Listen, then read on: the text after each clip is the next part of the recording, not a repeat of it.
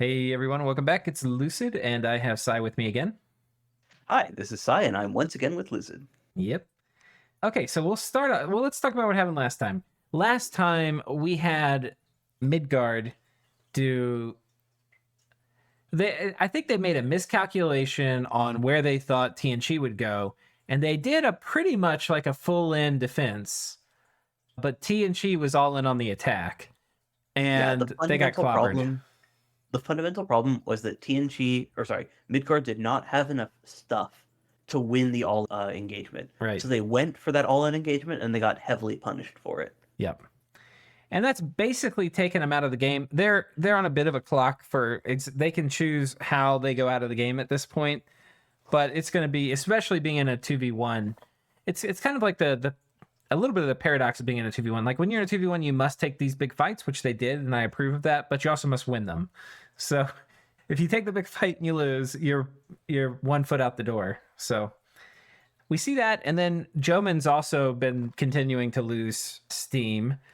And Arco has been standing by, basically waiting to power up before they come out and fight Ulm. So a bunch of interesting things going to happen. We're also going to see a Mictlan coalition arise reasonably soon, I believe. So yeah, Right. I think it was Gath that gave that away. Yeah. Gath and Pangea maybe Yeah. had both kind of commented that was their next stated target. Right. Message from Pythium. I'm a little bit concerned about potential Atlantis sailing. His army in 243 near my throne just needs to move north 1 square and can hit multiple of my provinces. Need to be very careful. Having to delay attack again to see how this plays out. His lands to the south should have been bordered by a ton of Arethia guys, so if he does focus on us, that's to the detriment of that front, which would be a shame. Yeah, very important to point that out. If Arethia is given a free range to just roll Atlantis, that's very bad for the rest of the map. Right. Because the map is laid out in such a way, too, that if one of these like amphibious nations gets out of control too quickly, it can be pretty bad for everybody. That said, there are checks. Like Mictlan can contest them. Balba especially can contest them. Who else? Jomon, if Jomon's not dead. Yeah, okay, Jomon, no. I think he's not. That's not going to play out, but yeah. But it's definitely a concern. Utgard does surprisingly well underwater, actually. Oh, really? Huh. Because Skelly Spam works underwater, yeah, and Foul Vapors works underwater, and all their astral stuff works underwater. Yeah.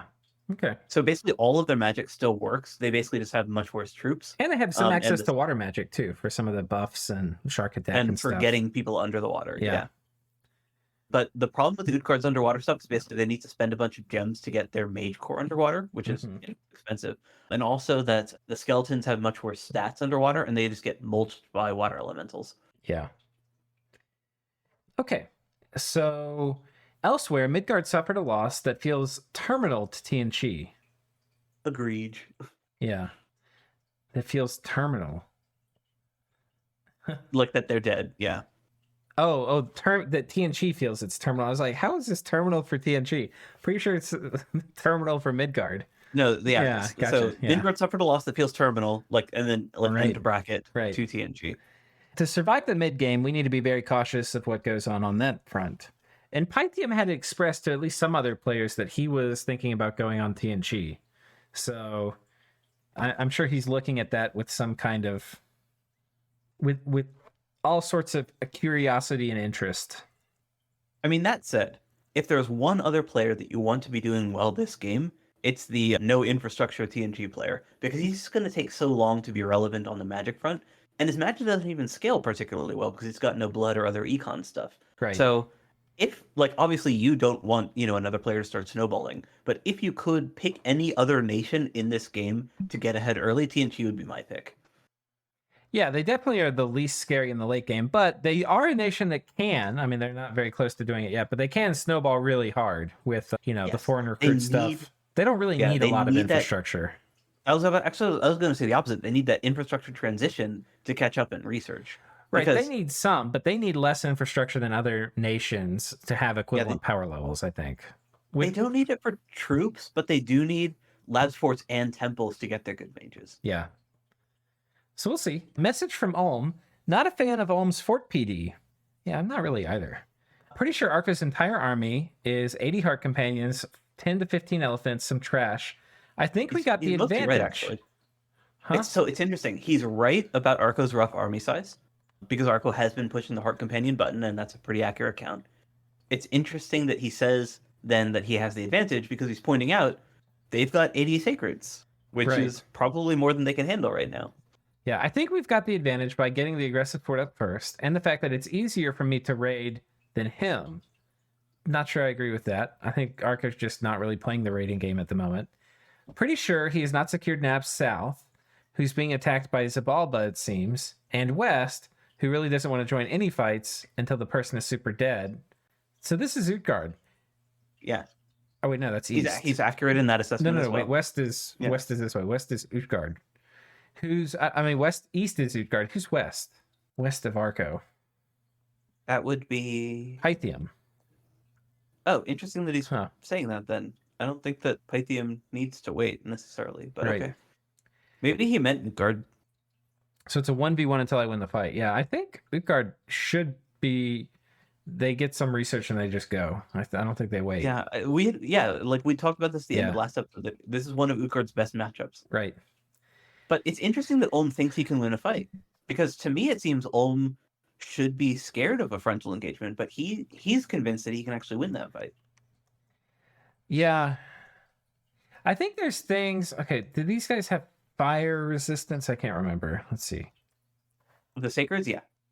But they also have long weapons. They So do. like, yeah. Well, I was thinking more about it for flaming arrows, actually. Because what I'm looking at is like, okay, they get villains as part of their PD. So maybe these guys with flaming arrows.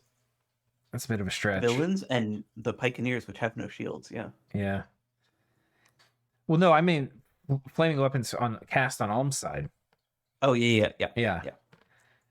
Which would help some here, because actually only half of this army in terms of HP is probably sacred stuff. 10 war elephants, only 43 heart companions, but he doesn't have all of his heart companions in that stack. So I think Ulm is roughly right about the total numbers, given that they're split up into 3 other provinces right now. Yeah. So he attacks down here, gets attacked by Indies. Arco's just not defending. He's letting Ulm take whatever he wants. Yeah, well, okay, yeah. I mean, he's not defending over here, but we said he couldn't make this, right? Like, but he could move up into that direction in order to cover the raiding that should be inevitable at this point. Right. But Arco moved nothing into that whole theater. Yeah, he is moving out. Yes, we give him that. He is moving out. He is moving out. But yeah, he's not. He's basically given up on defending this stuff, which seems a little odd. The thing I wonder about. Oh, Arco scout up here. Just got patrolled out, yeah. I think if you take this fight as Ulm, you want to take it with PD on your side. But I don't. I think what research Ulm has is going to. What research? Okay, if this army is going to attack that fort this turn, what do you want to do as Ulm? Like if you get to bring 10 mages. Yeah, can you check the gems on the mystics? Okay, no gems. So this is probably body ethereal. I'll have to. Well, we can probably look at the script here too and see if it tells us. Oh, yep, it's body ethereal. Okay. So he's doing ethereal elephants. I do like that. Those are scary. Yeah. Because the one thing that Ulm has to kill those things is the crossbows. Yeah. And avoiding 3/4 of crossbow damage is murderous. I think. So does Ulm's god have teleport? The Arch Druid. He can just move over here. Yeah. Okay. How are they doing in research? He should be doing well just because he has an awake. Right. He's not doing great. He's behind Arco. He's behind Arco. Yeah. Oh my goodness! You can see the troop, the mage roll out from Arco. Jesus, look at that. That's great. I love seeing that. He's not fucking around. That's one of my favorite signs of like how strong a player is their like decision of like rolling out their mages when they pick out their timing. Right. It shows commitment. There's no half measures here. Arco's ready to fight. Yeah. I think Arco easily wins that army versus army fight if he takes it. I don't know what Ulm can cast to swing that. Let me think. And body ethereal seems pretty good. Yeah. What else? Presumably, Arco also has both Dust to Dust and Solar Rays, because those are both very light dips. So Ghoul Guardians are also not a counter. Well, he hasn't been making Ghoul Guardians. Now, Ghoul Guardians, Right. I do like. I mean, Ghoul Guardians would be amazing to have in this fight, even though Arco can kill them. But you could just have them to kill elephants once the elephants run across the side to kill your dudes. You know, like having some magic weapons is really nice to take some of the edge off of Body Ethereal. The problem is that they don't kill the elephants fast enough. Like, Ghoul Guardians actually are not great against non-ethereal elements. They're good against Body Ethereal in particular, right? Because they have the magic weapons. But they're kind of expensive units, and they hit pretty hard, but they still get just squished. I feel like. I mean, how much is With an elephant? 28 damage. How much is an elephant? Is it 100 gold? 100 gold, yeah. Okay, yeah, I think an elephant kills 5 Ghoul Guardians. Like an ethereal elephant kills 5 Ghoul Guardians. It's close. Well, But a non-ethereal elephant kills Ghoul Guardians exactly as well. But yeah. well, yeah, I know, but that's the test here. So Yeah. So one of the things is Ghoul Guardians are like very high damage units, but they're not great defensively against armor-piercing damage. right, for sure. They have a decent amount of hit points. They probably survive a trample, you know, maybe. They'll survive like 1. Right. Yeah. Right. But they're gonna kill And they things also- reasonably quickly. Like they're gonna be doing, 11, 12 damage a pop. Yeah, and with 18 morale, they can actually pass the repel checks if the Yeah. Arco elephants. Yeah. So I don't know. Because I mean, Arco does. they are. I think they're the best thing aside from like Charm Animal or something for dealing with the elephants. I was thinking about MR counters, but this Ulm build is going to put him behind in research. So he's not going to have. Well, he doesn't have nature mages, first of all. You get a only couple of them, these guys, Yeah. but yeah. You get them randomly as communion masters, Right. but you don't get enough to reliably do charm animal spam. Yeah. And even if, I don't know how. So I think you just have to fight him with point buffs. And if you're doing point buffs, the best unit you have to point buff is probably this guy. Though you could argue for point buffing these dudes, Yeah, but I just think this is a super hard matchup for this Ulm build. yeah. Like Ulm as a nation in general, with magic and tons of Illuminati and like that sort of thing, that's a different beast from this particular Ulm, which is Right. heavily reliant on their blessed units to do the carrying for them. Right. But they don't have that. Right. And they also Yeah. don't have vampires out yet. And vampire counts could swing this in a major way, but they just don't have that. Well, even them, you're gonna have like Dust to Dust and out, for the main army. It's gonna be really hard to thug this army of vampires. But Yeah. No, you're completely right. Like this is just a hard fight. I don't think Ulm has a great option for this. Yeah. Especially with this build. I think I think best thing for them is probably now a lot of this is like Monday morning quarterbacking because like, okay, you see that they have body ethereal, they're putting it on their elephants, like you see what they're doing. You can't like go back 4 turns and like start making Ghoul Guardians or something. But I think it's like point buff to Ghoul Guardians, which by the way, they can probably with their scales not make a tremendous number of. Yeah, because they're going to be rec point capped. Right. So, but having 20 of those guys would make a pretty big difference. Getting body ethereal on all of them. Yeah, I don't know. I think like you have to scales go on for it. better because you end up having like they would have a lot more troops. But It's kind of funny. At the start of the game, I was really excited about this Ulm build, but when they get into their first war, as we're seeing here, it's just so hard to capitalize on it. Like they're just not getting value out of this really cool bless in an actual PvP fight, which is kind of showing the pitfalls of this build compared to the more traditional scales Ulm builds. yeah, and I mean that's kind of how blessed builds are. Is they tend to be less flexible, right? So like if he got to pick his first war, and if he picked his first war against somebody who like. He was a good matchup against, it could be fine. In some ways, it's kind of funny because like Arco was obviously doing really weird things with expansion, right? Like weaving up here, pissing people off. And it's, very reasonable to be upset with somebody doing that. But that doesn't make it a good war. Yeah, matchup-wise, this is a bad matchup for Ulm. Yeah. So I think it's too bad. I don't think we're going to see Ulm getting a lot of value out of this very interesting build. And I mean, all chatter aside, like I have other Ulm builds that I like much better. I just don't see how he wins it from here. Yeah. I think for sure you seed that farm fort and you focus on raiding because Arco has proven that he's either not willing or just like isn't, he was waiting on his timings. Like he's not thinking about the raiding game. So you can make some gains just by stealthing out a bunch of your rangers, splitting up and harassing Arco enough in order to maintain eco parity, even while seeding that fort and kind of like pulling. You move here. You let him get on top of your fort, and you say, "Okay, we'll take your capital instead." Yeah, but I mean that's kind of putting the ball in Arco's court. Yeah, but he's mobilized his whole mage corps. There's no defensive advantage for Arco. Like if he goes here and that's true. He's here.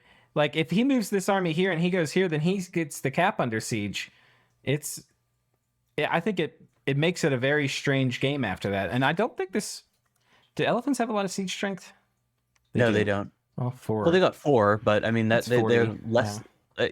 Less than 4 units. So 4 siege strength is 28 gold. Yeah, it'll take them 3 turns to pop this fort. Yeah. So I actually think that's okay to go south there, but I think you kind of want to starburst and just like raid as many of Arco's provinces as you can. Well, you probably go on their cap, and then you take everything in their cap circle, and then go back on. You do just be unpredictable. Arco can stop you from taking their cap. They just move back, right? Like you move. They can't take the fort then. Oh, true. Yeah. Yeah. But I'm saying Arco has the option to go back to defend. Right. But that's what you want to do. Like the only way to save this fort, if you can't win the army battle, is to threaten their cap. Yeah, true. Arco could potentially, over the next 2 turns and by reconsolidating, get enough to do both. Like, especially when you with see a big Ulm move PD south. dump or something. But yeah. So I don't think that's necessarily a winning move, but I think that going south with that army is correct, and then just grabbing as much of Arco's territory as you can to offset the loss of not being able to take a straight fight. Yeah. But I don't know what you researched.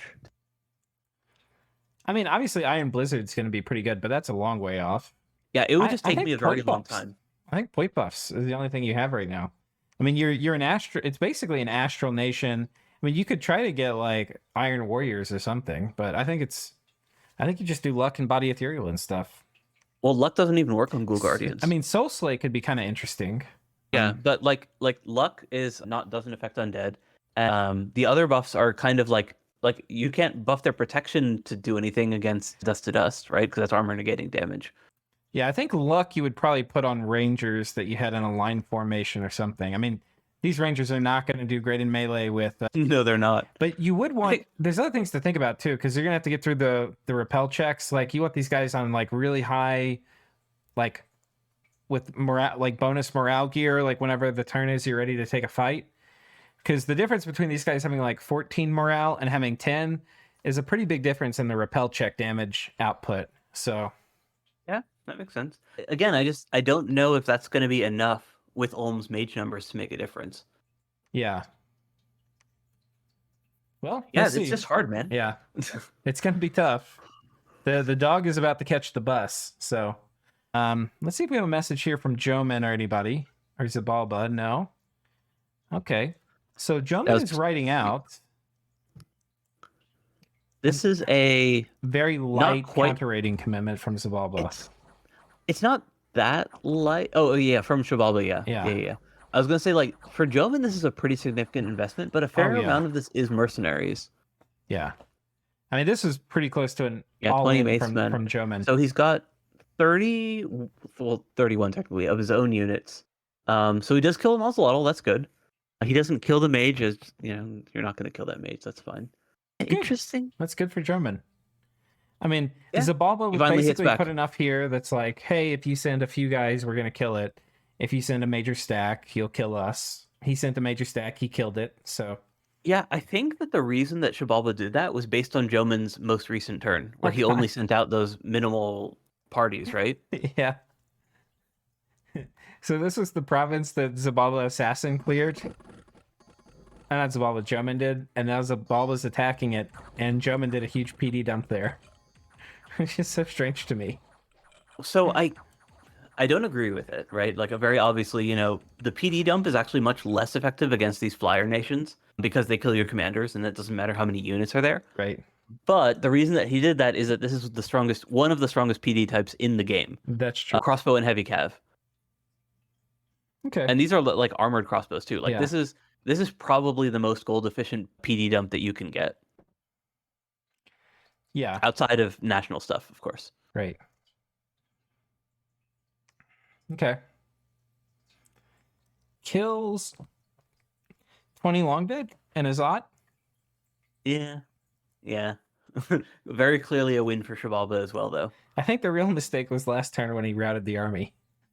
Yeah, because then he showed that he was taking it. It's interesting that Shabalba actually did send enough to clear that province, though. That's the interesting part to me. Because if that army had been, if those 7 Ozelotls and 12 Obsidian Warriors had been in the place that Jomon actually attacked in force, Shabalba could have won that battle. Yeah, that would be the end. That'd be the end of the match. If Jomon lost this stack, like if these guys went over here, it would be all over. But now it's a little bit more jousty, like, okay, do they go on the cap? Do they go here? Who knows? Yeah. It's still very much Shabalba favored, I would say. Yeah. But it is, as you'd said, a matter of predictions at this point. Yeah. Still sticking with the Go Hamato. Man, they need Ashigaru. Yeah. They really do. Yeah. Okay. And now we've already looked at. What's that? And Jomon, his Ghost King is out. And Jomon had mentioned that he wants to gear this thing to be immune to Shabalba's Sacreds, which is hard. Yeah. But that's what Jomon wants to try to do. I mean, with point buffs, maybe it's possible, but it's going to be really hard. We don't know the pass on that Ghost King, so it's possible he can just buff his own protection up enough, give himself damage resistance, and then put up Moss Body, and with those, he can potentially survive, but it's still very hard. And of course, the problem is you put all this effort into that, and then dust to dust. Yes. Right? Yes.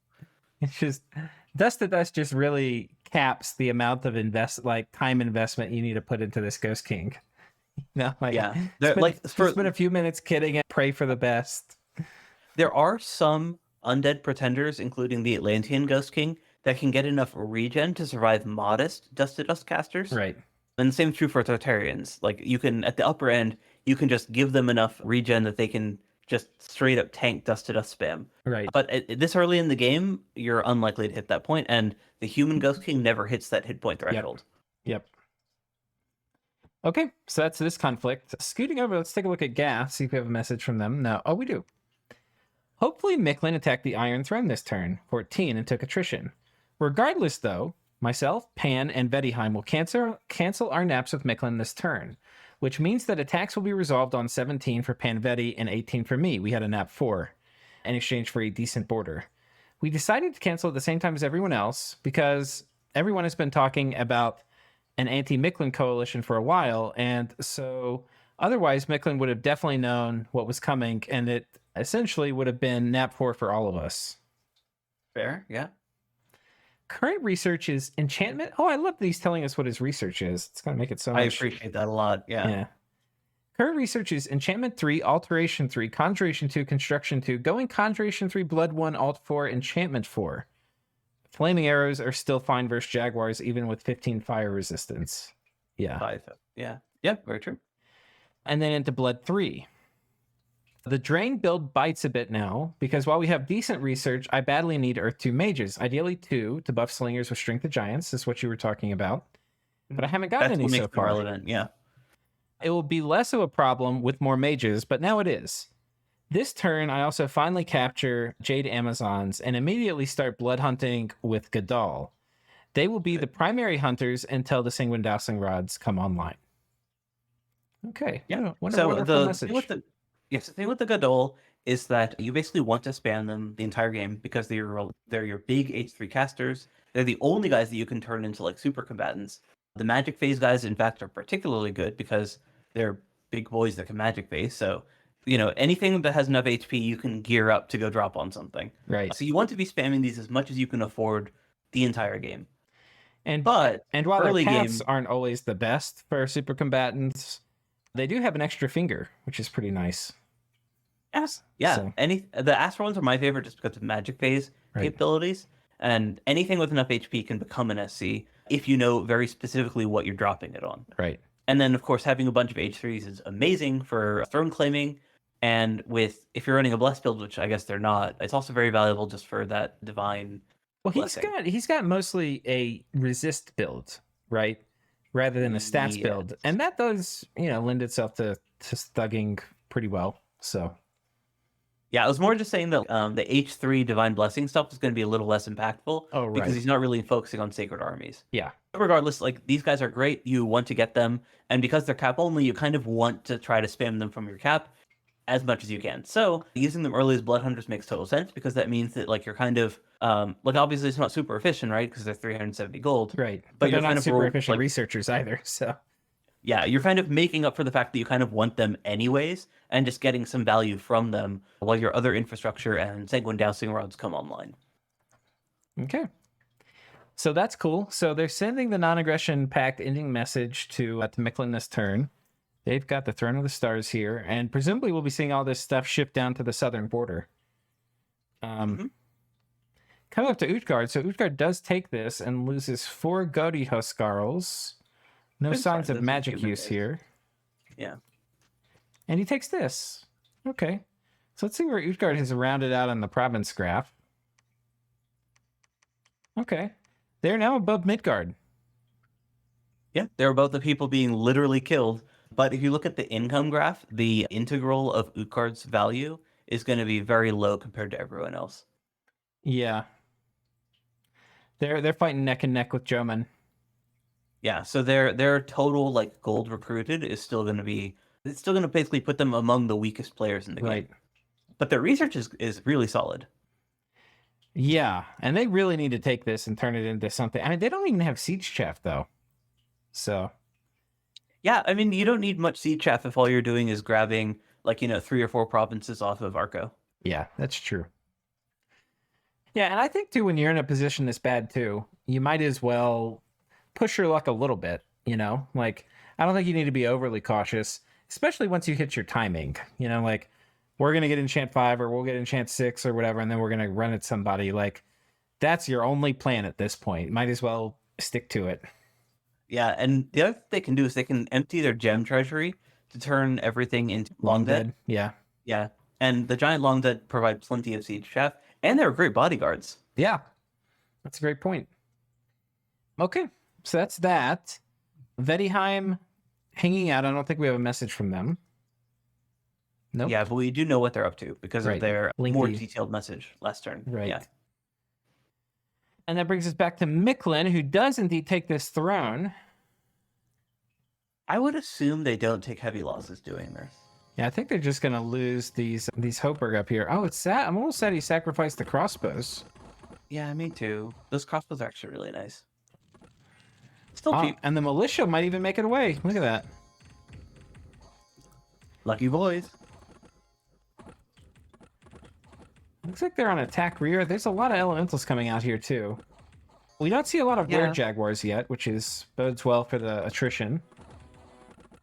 Yeah, I honestly think they've got this. This looks very easy. Yeah, They should lose like maybe a couple of sacreds, but not more than like 3 or 4. yeah. They might not even lose that many. Like, yeah, they're doing great. Some imps over here getting summoned. I think most of the imps were summoned by the Indies. Yeah, I think all of them actually. Okay. Mictlan's not wasting slaves.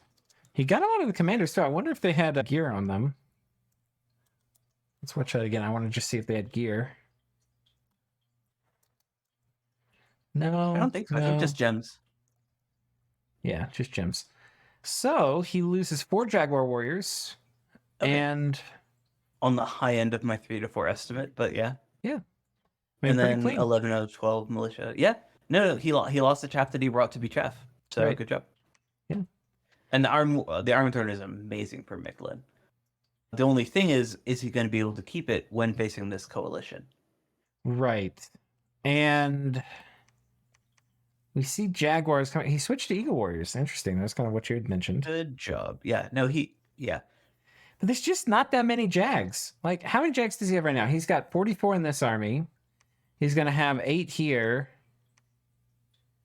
And maybe 4 here. Like, it's only like 50, 60 Jags. That is not that many for this build at turn 14. Yeah, no, this build was very much focused on getting early infrastructure up and then spamming the Jags. So his Jag count, as you said, matters a lot. Yeah. It's also going to be very hard to fight into like this sort of like coalition style thing with a Jaguar focused build, just because you are going to take attrition. Yeah, and the geography's a little tricky here too. Like he's got the river here that he's gonna have to cross to control. Like it's gonna be when Vedheim starts attacking him, this area is gonna be very hard to control. Because he's gonna be focused on controlling his little 9x9 here, not this stuff. And Mayhem has ubiquitous stealth as well. Yeah. I think Vidheim could solo Mictlan here, honestly. Certainly where there's cold scales, Mictlan's going to have a real hard time. I mean, Mictlan does have 5 cold resistance, but 5 isn't exactly... 5 is enough in heat scales. It's not enough once it starts turning cold. I was more thinking about the Skella spam. Mictlan doesn't have a great answer to it. Maybe. I mean, the Jags are reasonably killy when they go into werebear, like versus Shaft, when they go into were-jaguar form. But... Yeah, but like, we've been kind of talking about that TurboCom stuff with Healing Touch. Yeah. So whatever masters Vedheim can bring are for sure going to be able to spam it. Okay, but we don't know if they're going to do that. That's a kind of new strat. The cutting edge of Dominions.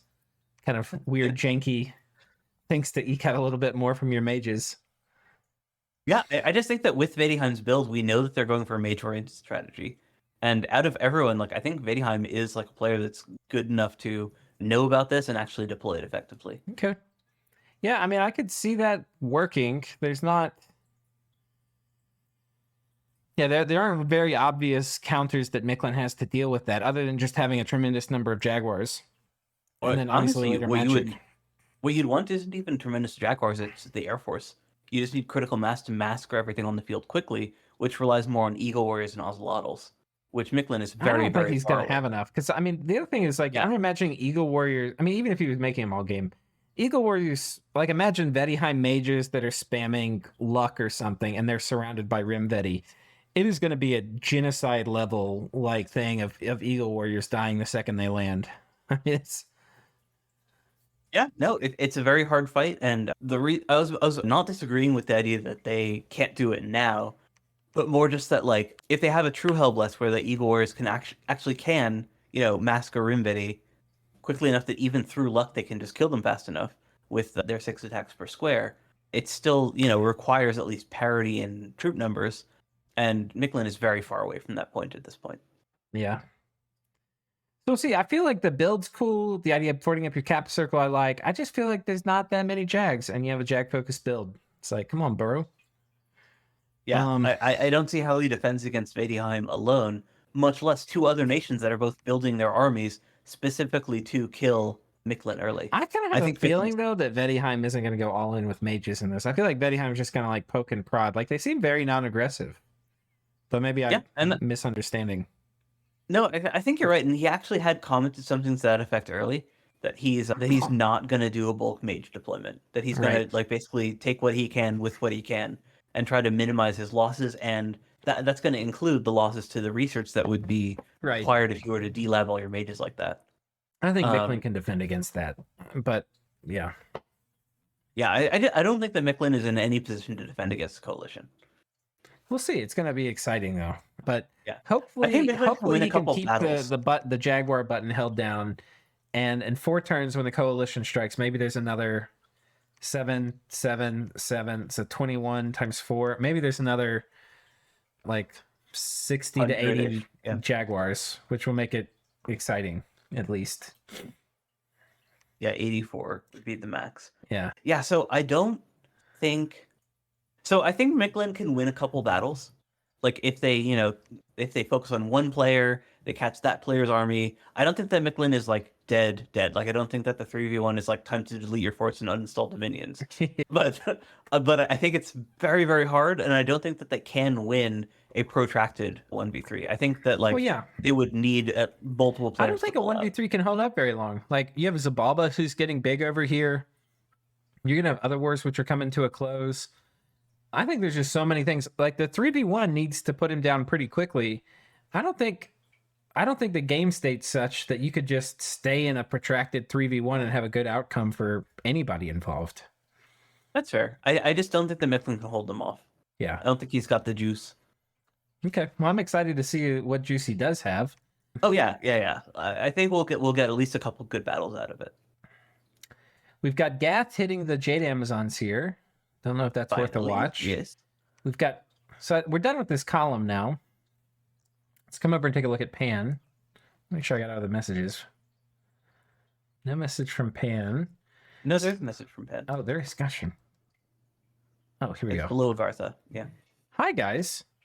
Helimshia, reporting live from Pangean Dualmind. The god is designed for good scales and mid to late game shenanigans. So we focus on not dying in the first year. We had some ideas in case of rushed sacreds or awake monsters, but thanks to our great mastery of spawning near good neighbors, they were not put to use. Warp PC managed an efficient expansion, negotiated borders and non-aggression pacts with all our neighbors, and landed in a sweet spot. Not too much provinces, not too little. Looks like people have had some strong feelings about Mictlan, the nation, not the player, so a 3v1 is in the works. Not sure it's fully warranted, but won't complain. Naps are canceled next turn. I'm not involved in the dark arts of diplomacy. We're forging The ideal position. Yeah. We're forging gear to help Midgard and have good relationships with Marignon and Arethia. Not happy about them taking the lake in 127, but doubtful we'll be able to do something about it for now. For now, our goals are continue to work on the not dying part, take thrones, hopefully 2, maybe 3 if our neighbors are too caught up in not taking throne things, the fools, and with some luck enable badly needed magic diversity. Grab some provinces here and there, Mictlan, maybe Vulture Midgard if he's done, and muscle up to not look like a good second war target and monitor our surroundings to find a good second war target ourselves. Maintain a moderate level of paranoia. Something I'd never struggle with. So, just the usual life of a Dominions player. Izzy's, okay. Yeah, I think he's underestimating how strong he is right now. Right. I think Pangea is a very, very good early game nation.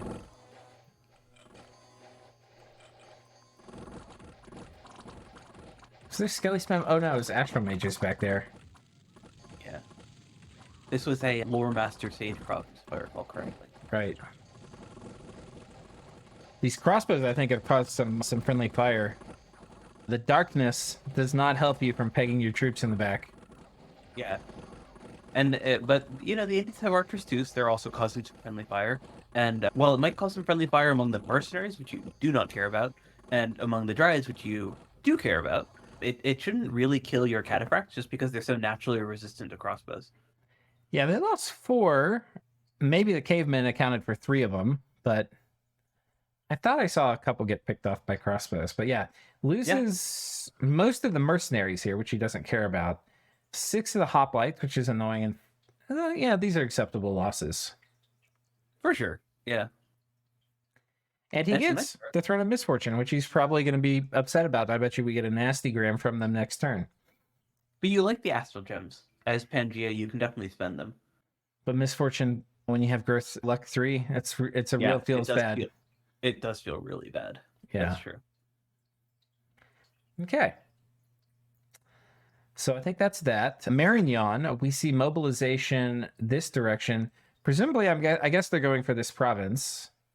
And interestingly, Marignon's doing fine on infrastructure. Right.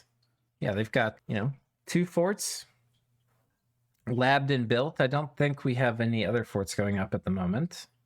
Yeah, 3 counting the cap. So 4 total. No, that 1 forts. That's 1 bonus commander point, palisade, and then 2 bonus commander points for the citadel. I would like to see them get underwater now. I think you can't. We were talking about it a bit before. You can do some really weird, probably thuggery with human mages in pajamas to take this out underwater. But they need to have something. Like, we're getting too late. Come on. Yeah, or just water elementals. Or water elementals. But yeah, with an awake researcher, they should be hitting the point where they should be able to clear those. Like, they should have had a plan for this, because like Atlantis could have set up shop in here and built 3 forts already. Like they need some kind of plan. Yeah, I mean, their plan seemed to have been to block up Atlantis by taking those land provinces, right? Like, that had kind of been what they'd gone for early. It's not a great plan. But because Atlantis could just go on top of it and then you get nothing to say.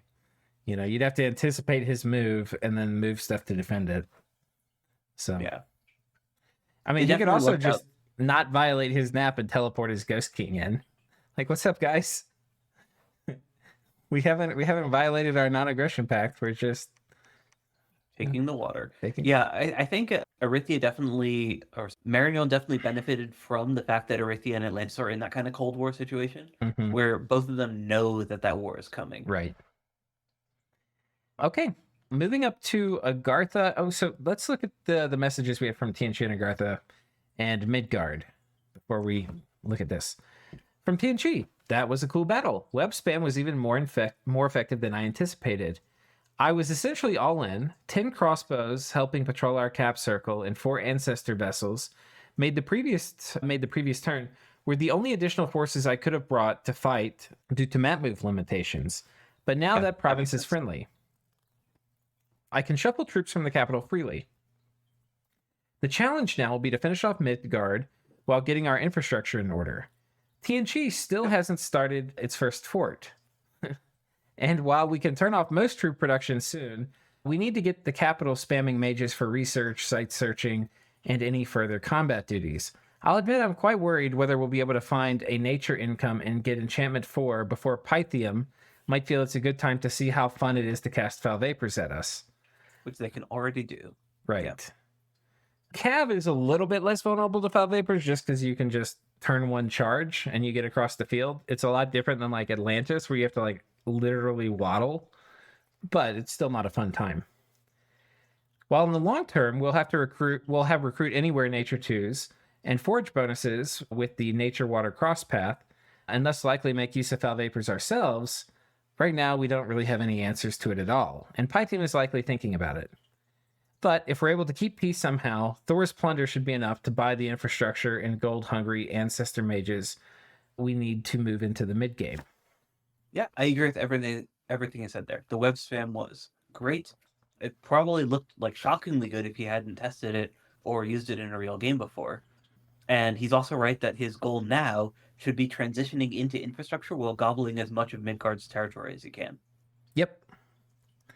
We get a second message from TNG.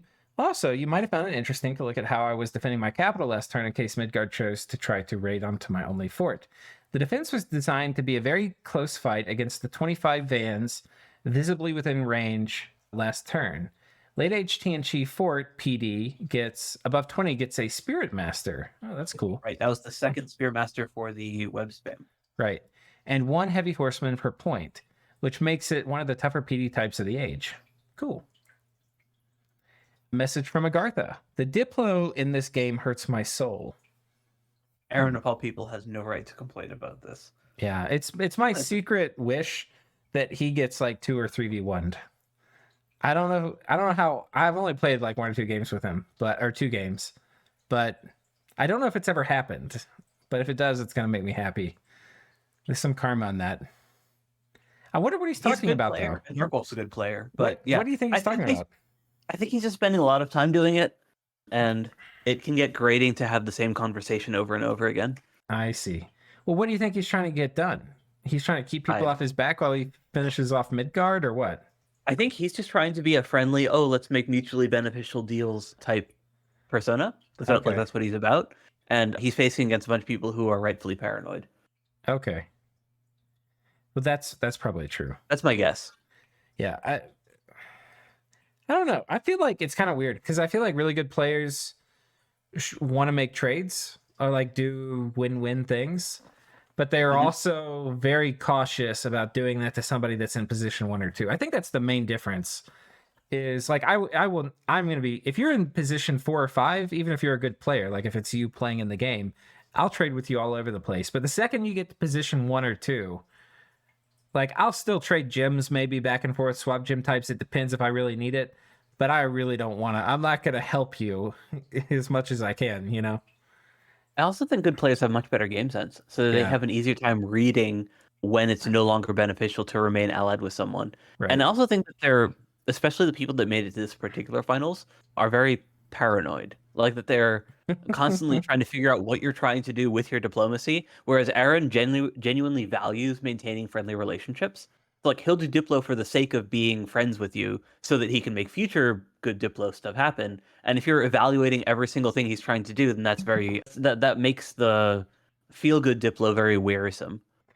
Yeah, I was actually thinking the other day on if does it make sense to take Agartha or like Aaron as an ally and just work with him on like coalitioning player after or like dogpiling player after player?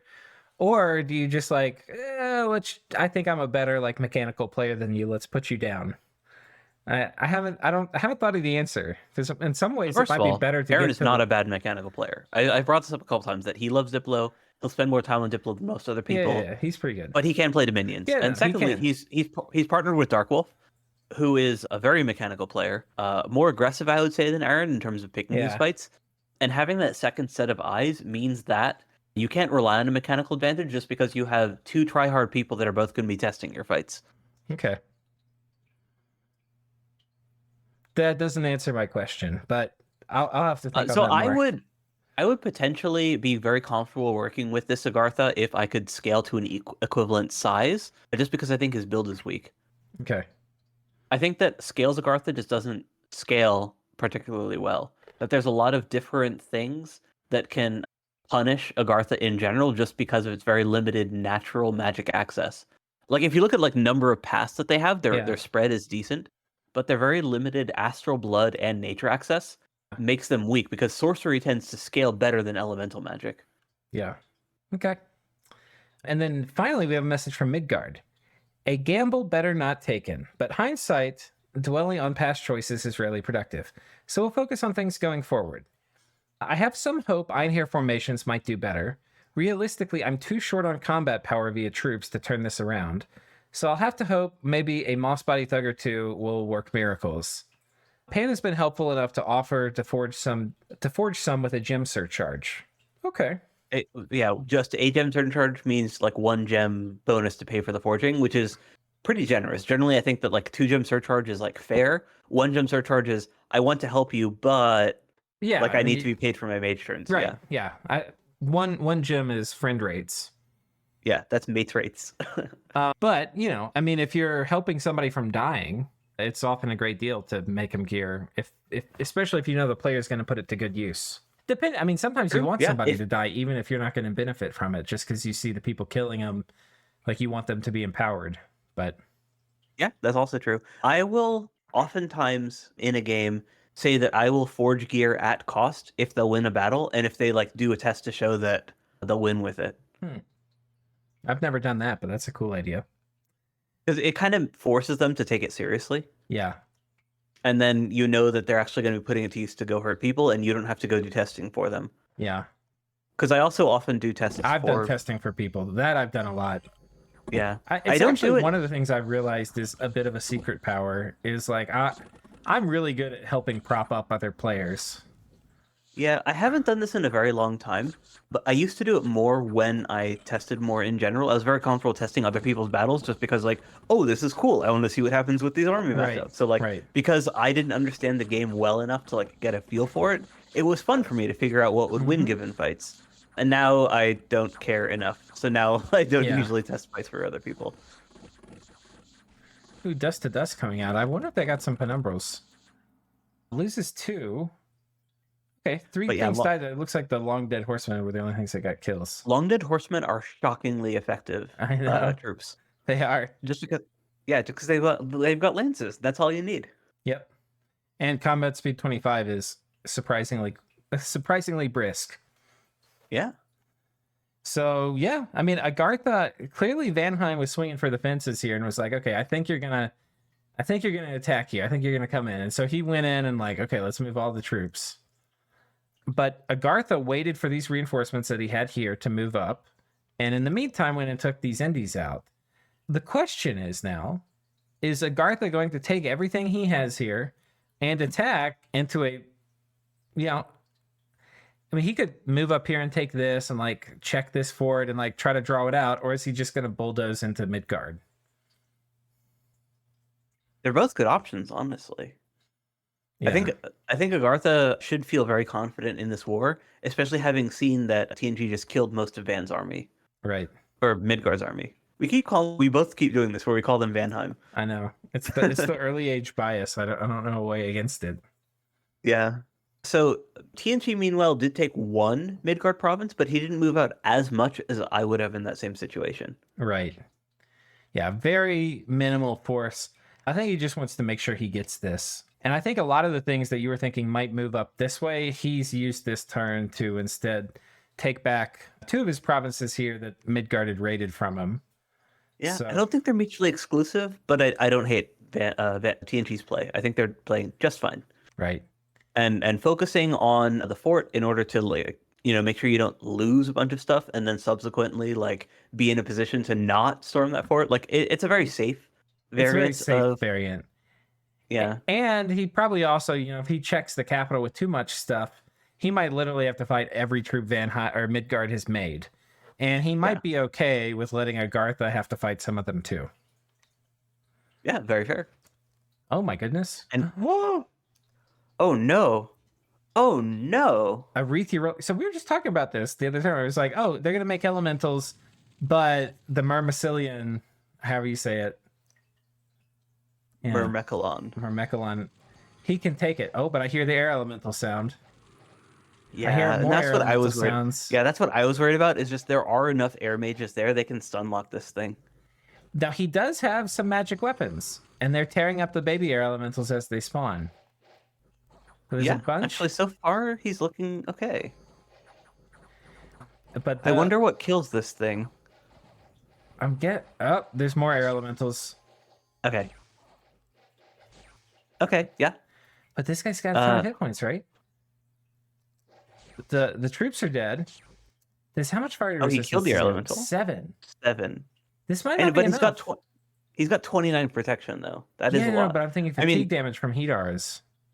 Oh, okay, yeah. It might be if enough things surround him. No, his fatigue isn't going up. I don't know. Oh, 46. Oh, water elemental. Those things are scary. Oh, dude, that water elemental did so much damage. It's 17, it looks like. 18. Yeah. And gave it a permanent injury. 9. I'm guessing 18. No, it is 27. Okay. Yeah. Aretha is routed. But this guy is pissed off. He's berserk. What's the affliction? A limb. Okay, that's really bad.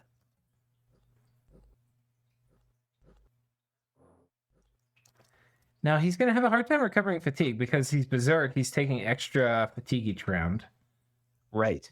I'm guessing he does have a bit of reinvigoration from his bless. That's not going to fully cancel out berserk. This is Gone Berserk 5 is going to give you 3 fatigue a round.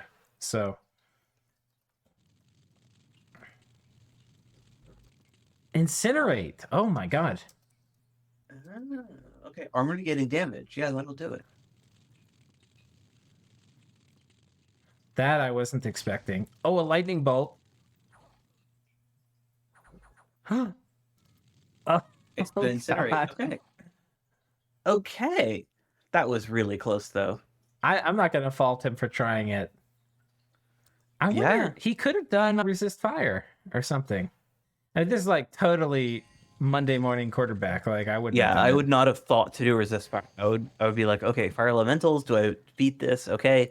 I wouldn't have thought about incinerate either. So yeah, it makes total sense that that was the killing thing. But yeah, that would do it. I mean, just a bit more. I mean, honestly, fire and shock resistance would have gone a long way here, which he has the pass to do, assuming he has some very basic research.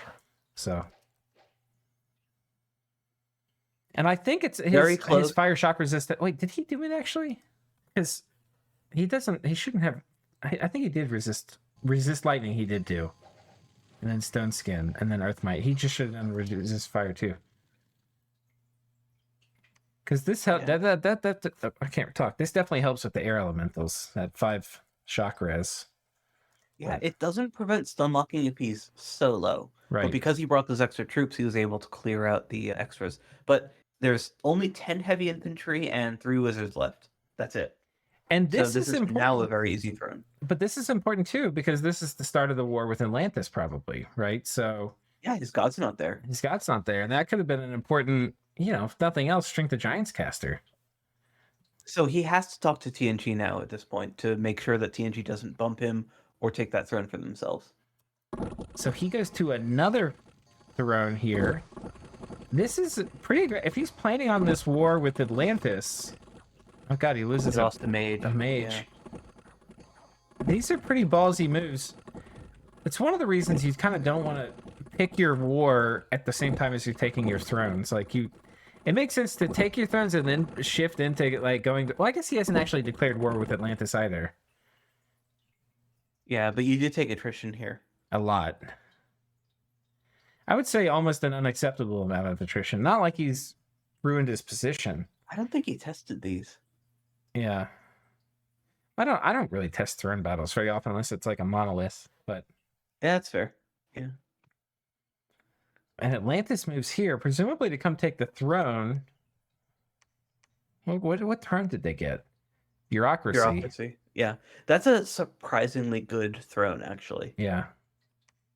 Like the Dominion checks that you get from that are already very valuable. Right. And in this particular conflict, it's actually much more valuable just because the temperature scales matter so much. Yeah, that's a really good point. Was this guy a Holy 3? No, he's a Holy 2. Yeah, that was a prince, not a king. Okay. I wonder if he had a prophet here. I heard a lot of smite sounds, I thought. But yeah, that's his okay. prophet. So he'll be able to claim it. Where's the king and queen? Do you know? I have no idea. Will it say in the prince? Yeah, it says king of both worlds. That's the unit actually The changes queen of name. land Yeah. and water. He's in the water. Yeah, I don't know. It's not super important. Yeah. But I think this makes the war with Atlantis much more interesting, if that is indeed what's coming, because Yeah, I actually agree. I thought that it was going to be super Erythia-sided, like looking at the buildup and seeing Erythia having both significantly better infrastructure and just a ton of crossbows against a bunch of shieldless troops. Like I thought, oh man, Erythia's just going to stomp them. But after losing their god and a bunch of units there, like they're no longer in quite as commanding a position as they were last turn. yeah. Still, I would still favor Erythia. Yeah. I'm going to switch back over to this column here because we kind of got distracted. I couldn't click on this and then not go on the full deep dive. But we'll come back up here and finish this. I want to finish. I think we're done talking about Midgard, really. But Pan. Yeah. Oh, wait, did we already do Pan? We got their messages at least. Oh, we watched this. Yeah, okay. We did do the Pan. And we've done Marignon. Okay, so we have Marignon finished this didn't do column. anything, so there's Right. nothing to say about them. Okay, so we have finished that column. Great. So for Atlantis, well, Atlantis. Where's their Ghost King? Where's Is it in their CW7? cap? Where art thou? He might be sneaking, actually.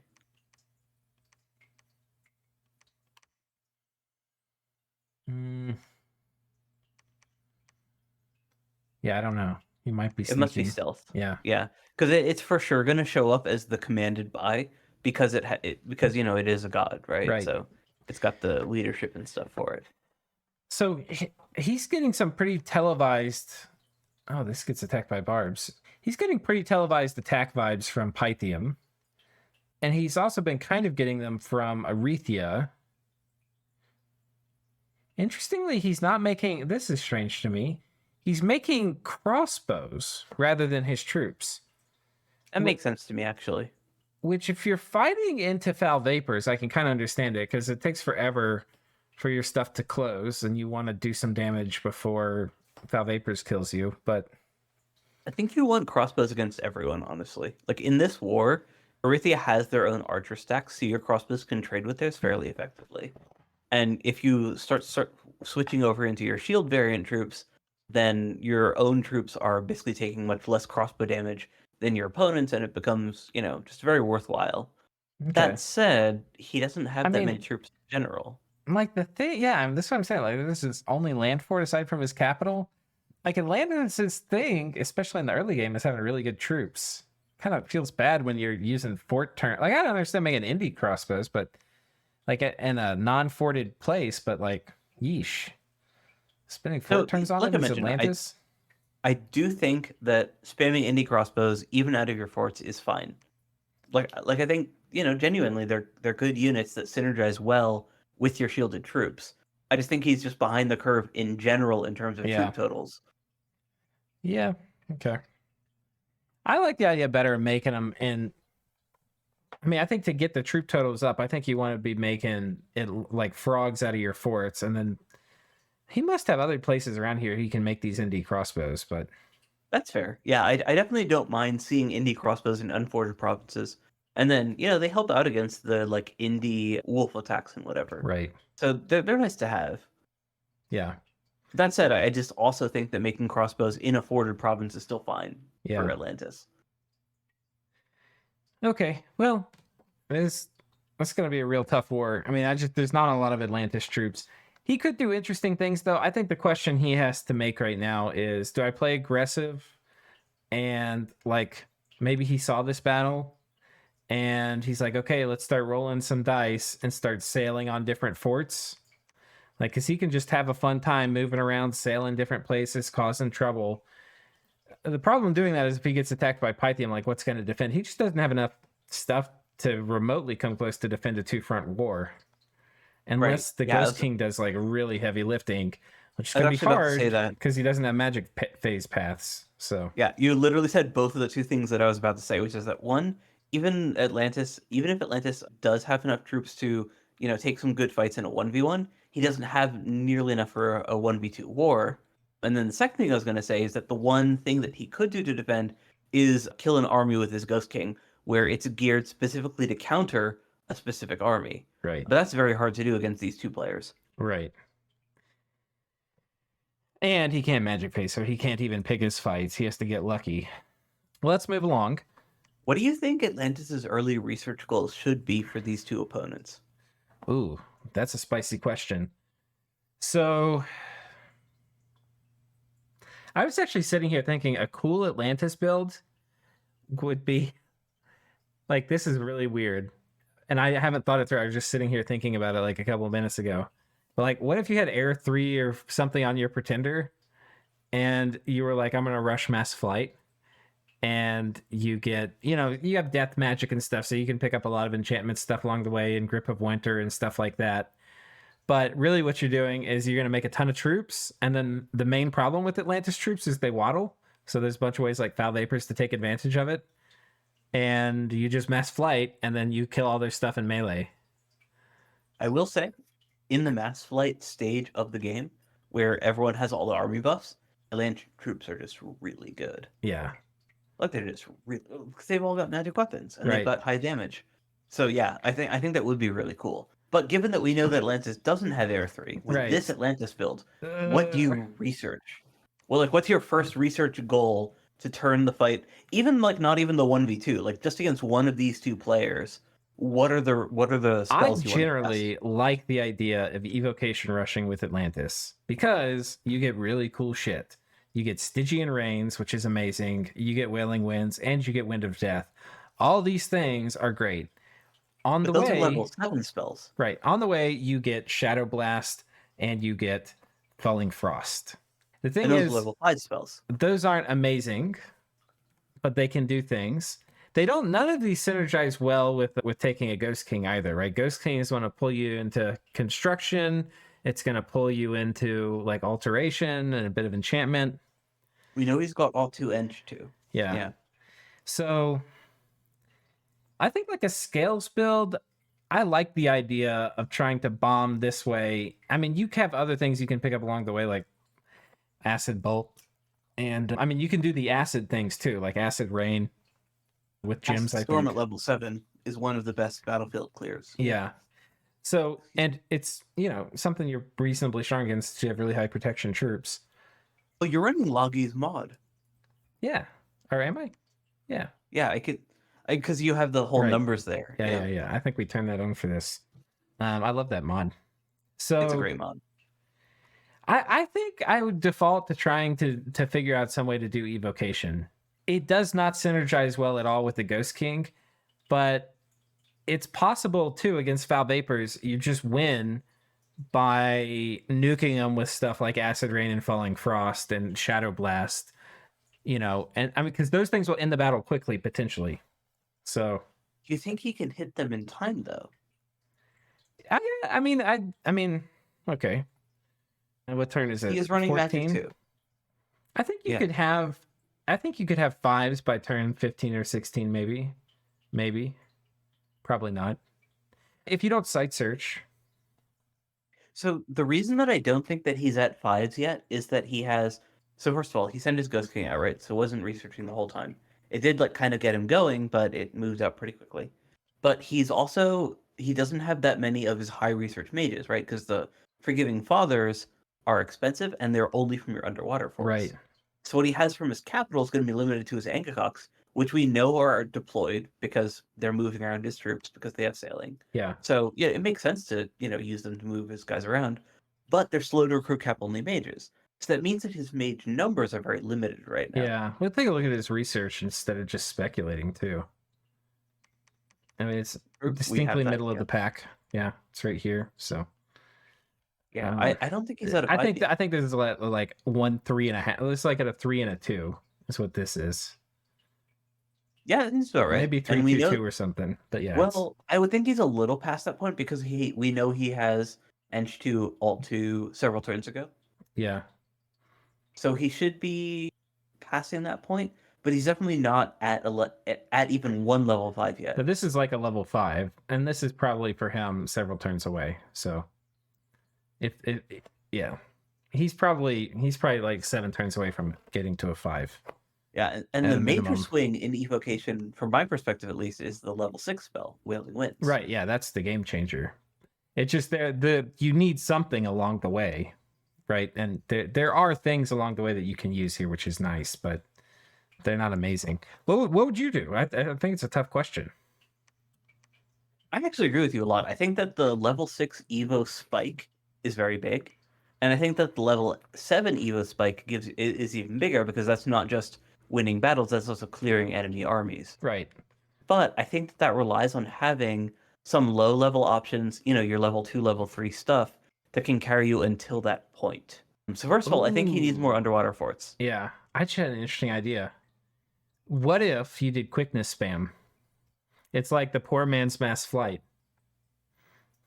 I think that's okay. I wouldn't even call it poor man's mass flight because it increases the actual attack output of your units. Yeah, I know. I just think that struggles into crossbow plus defense style attacks, which is what he's facing from Arithia.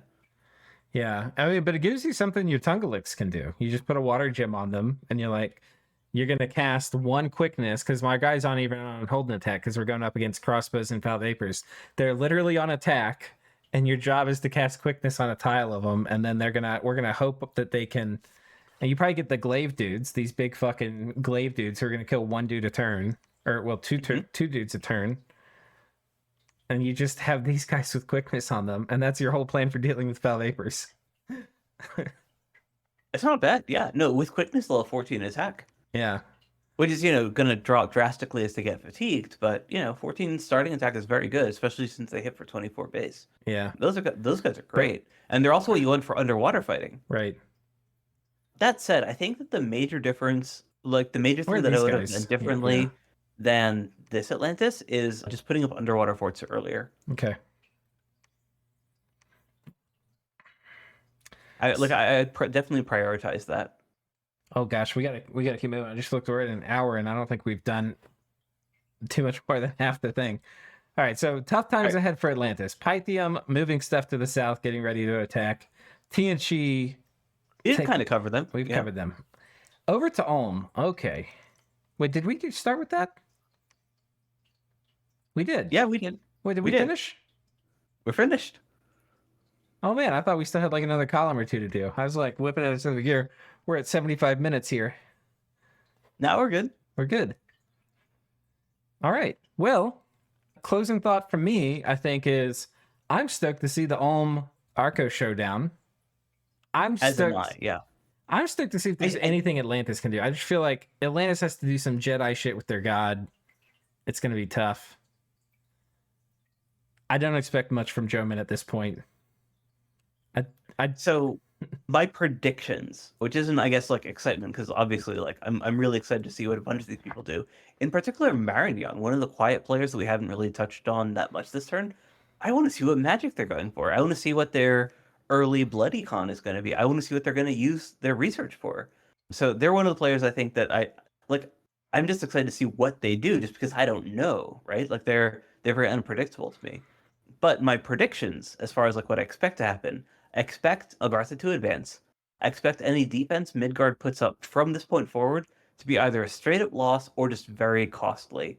Like any wins that they can take with these Einhir are going to still make them lose a ton of their units, and then they'll have even less to defend with. So I think Right. Midgard is going to die a heroic death. On the Shibalba side, I don't know really what to expect over the next couple turns because I think it's going to depend a lot on magic use. And I think that Shibalba is facing a situation where, power spike wise, turn wise, Shibalba should not be strong right now. Hmm. But he's making it work just by picking Jomon's units off so that he can always take advantageous fights. Right. So I'm curious to see what he does in order to like progress with that goal in mind, but I don't really know what's going to happen over the next couple turns on that front. Then Mictlan, I think, is going to have a very hard time.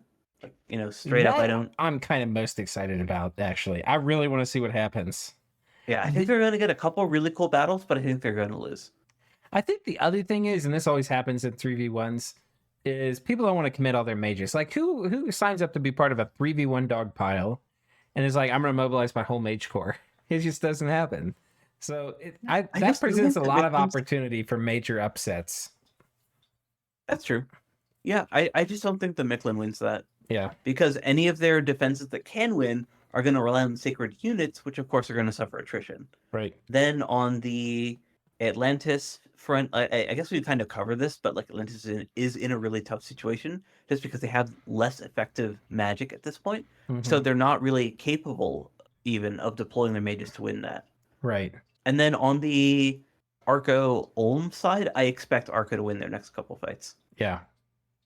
And it's interesting that Ulm seems to think that they should take a decisive engagement, which is not what I agree with. In Ulm's position, I'd be like, okay, I know that Arco has this troop advantage over me. I need to figure out ways around this, how to raid, and what my next research stuff's going to be in order to actually turn this fight, which, as we discussed at kind of like the very start of this episode, is hard, right? Like, they don't Yeah. have any obvious win battle stuff that they can do. But Yeah. Ulm's player seems to think that they can take fights, and to me, that spells disaster. I think that Ulm is going to take a fight soon, and that they're going to lose it. Yeah. Well, viewers, I hope you're entertained because I feel like there's a lot of interesting stuff that has happened. There's a lot of interesting stuff that's about to happen. So tune in next time, see what actually does play out. And Sai, once again, thank you so much for joining. Of course, yeah, thanks for having me, and we'll see everyone next time. Cheers.